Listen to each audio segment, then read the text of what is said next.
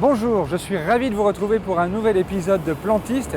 Et alors comme cette semaine il ne fait pas très beau, j'ai décidé de vous amener là à l'Institut du monde arabe pour une belle exposition sur les jardins d'Orient.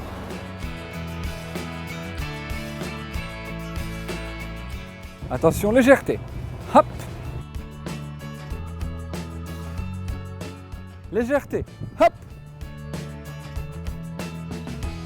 Et alors la caméra, c'est une plante exceptionnelle qu'on trouve aussi en Corse. C'est de la myrte. Et quand on met le pied gauche dans la myrte, ça porte bonheur.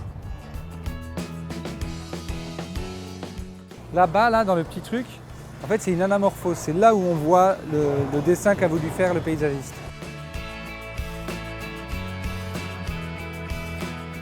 Grâce à ce cadre et grâce à la manière dont sont mis les petits jardins, en fait, ça fait une étoile.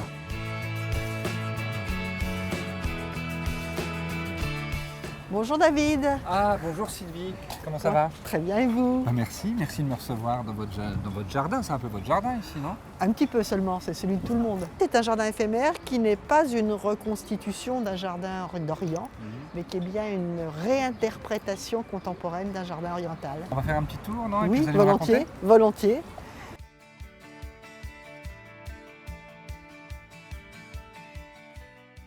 Bon, alors on a fait un petit tour. Moi j'aimerais un peu que vous m'expliquiez pourquoi vous avez fait un jardin à l'extérieur et alors qu'on parle déjà de jardin à l'intérieur. Alors d'abord c'est une exposition en deux temps. Donc la partie intérieure qui est plus patrimoniale et plus historique, qui explique les codes du jardin d'Orient, qu'est-ce qu'un jardin d'Orient et pourquoi il nous fascine toujours autant aujourd'hui. L'extérieur, En deux mots, est-ce que vous pouvez me dire ce que c'est? c'est un jardin dont la forme a traversé les siècles et les continents, c'est-à-dire le jardin en croix avec le bassin central, ce que vous avez ici.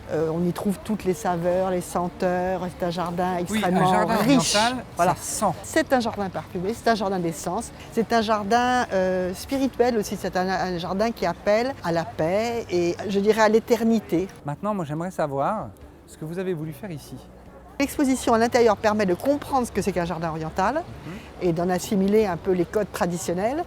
L'extérieur, c'est vraiment une façon de se réapproprier ces codes et de les réintroduire dans notre monde contemporain. Et de les comprendre. Les comprendre in vivo, avec de la terre, avec du vivant, avec des plantes. Surtout que c'est un peu une nouveauté à l'Institut du monde arabe qui a un jardin à l'extérieur. C'est une nouveauté qu'on espère pouvoir prolonger le plus longtemps possible. C'est aussi une volonté d'ouvrir l'Institut du monde arabe, et en tout cas ce parvis, et de rétablir une sorte de coulée verte qui était d'ailleurs initialement dans les projets, qui irait de Lima jusqu'au Jardin des plantes. D'accord.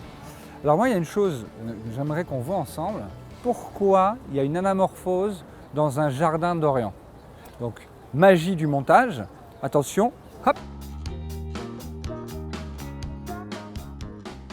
Bon Sylvie, je vous propose qu'on aille voir qu'on aille voir l'anamorphose. L'anamorphose, qui est effectivement le tapis volant, c'est le vent au-dessus du jardin conçu par Michel Pénard. C'est vrai.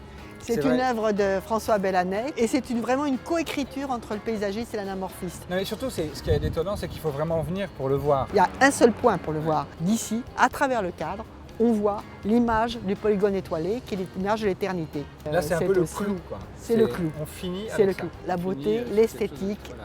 et les mathématiques. Ouais. Si on rentrait, Oui, volontiers. on rentre et puis on va voir un petit peu ce qui se passe dedans.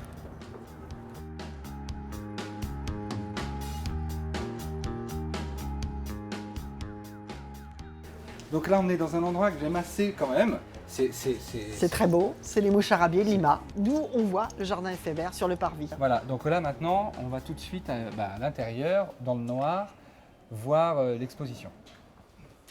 Vous venez Sylvie? Oh, pardon.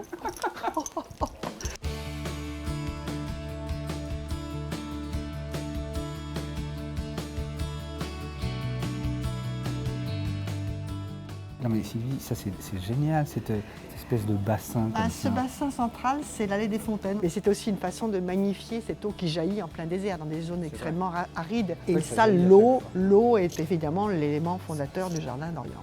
On sait capter et on sait la faire ressortir en abondance, ce qui effectivement donne immédiatement un décor absolument extraordinaire.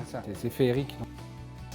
Sylvie, vraiment, j'ai été ravi de vous voir, de vous rencontrer. C'est passionnant. Je pense qu'on aurait pu faire une émission de 3 heures, hein, tellement Mais c'est revenez génial. surtout, David. Mais je vais Revenez. revenir. Ah, mais vous ne me connaissez Le pas. jardin change, il y a Ouais. des débats, il y a des Ouais. rencontres avec des professionnels. Jusqu'à la fin du mois de septembre, il y aura toujours une activité Parfait, ici. très bien. À bientôt. Merci, Au revoir. à bientôt, au revoir. Bon, et nous, on se retrouve vendredi prochain pour un nouvel épisode de Plantiste.